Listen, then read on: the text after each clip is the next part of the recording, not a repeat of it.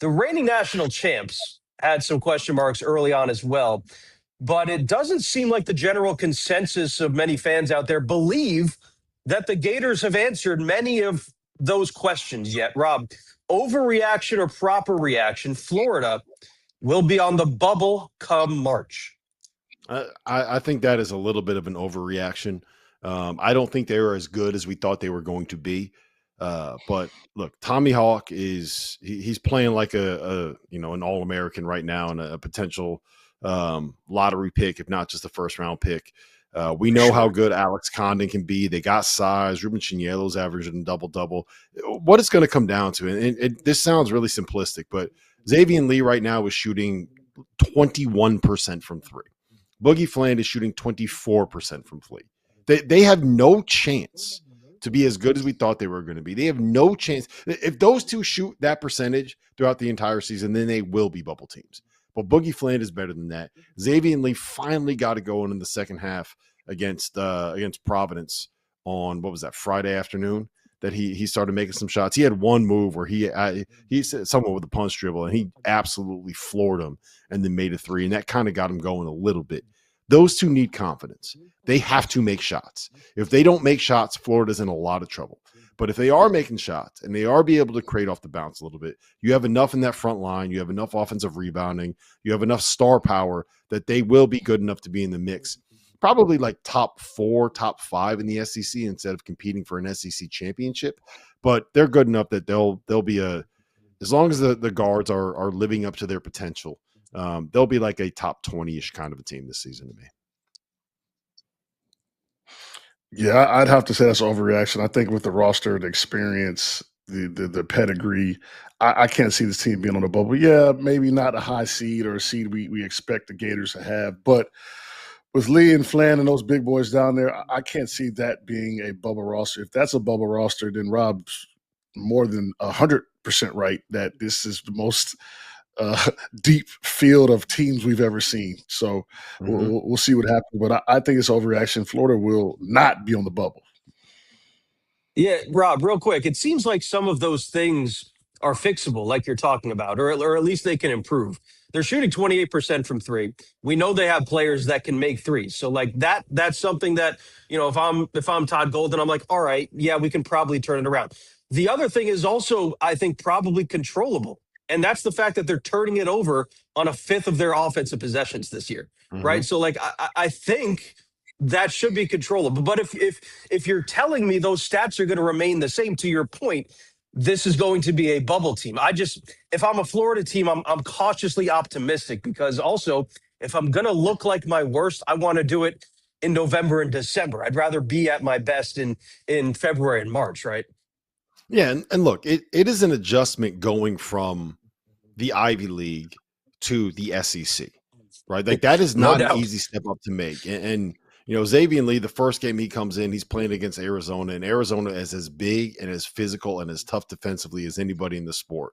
And you get off to a rough start, and it just never gets better. To me, it kind of looks like a confidence issue with him right now, because I don't think he's getting bad shots. The shots that he's taking are just not going in. And Boogie Fland dealt with I think he had the sports hernia.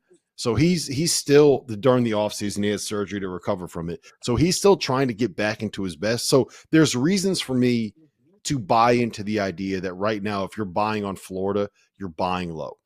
Turnover issues are going to be fixed with Alex Condon getting a little bit better about protecting the ball, and the backcourt being able to create stuff, not just for themselves, but for other people. But the one concern I have is that the idea with this team was you built it around the concept of having two of the best off the dribble shot makers in college basketball last season in Boogie Fland and Xavier Lee.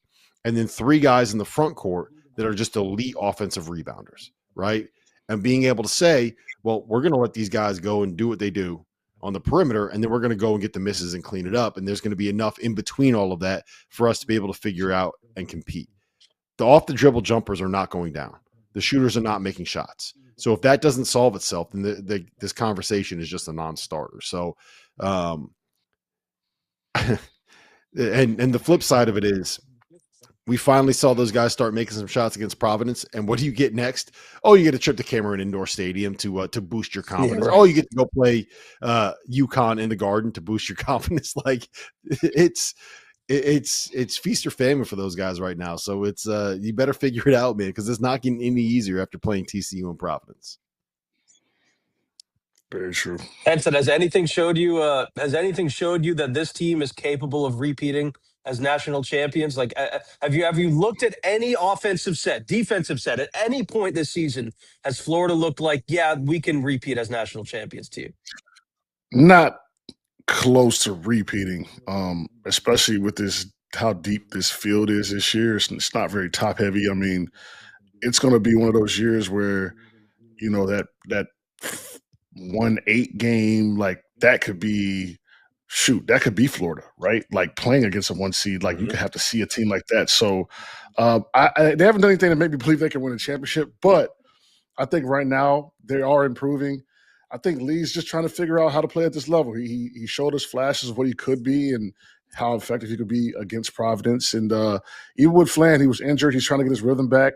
And, you know, college doesn't have, you know, the G League where you can play. Like, it's just not that. So he's trying to work his way back while he's playing. But they're not a championship team, but they'll be fine. I think they'll be in the mix. They'll be maybe a mid seed and probably a tough out. It's so easy to just kind of gloss over the fact that you lose a first round pick and an All-American, first team All-American and Walter Clayton, one of the best like tough shot makers. His run in the tournament last year was like legendary stuff. The shots that he made.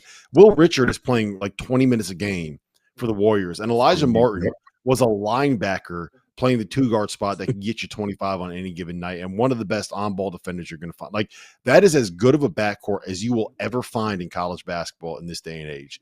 And you just can't go out in the portal and replace them in 1 year by getting a couple of guys, right? Like, it's very easy for us to gloss over how good that backcourt was while saying, well, and that, I don't think that's a shot at Boogie Flanders, Xavier Lee, but that backcourt was all-time stuff. And it's not easy to replace all-time good backcourts.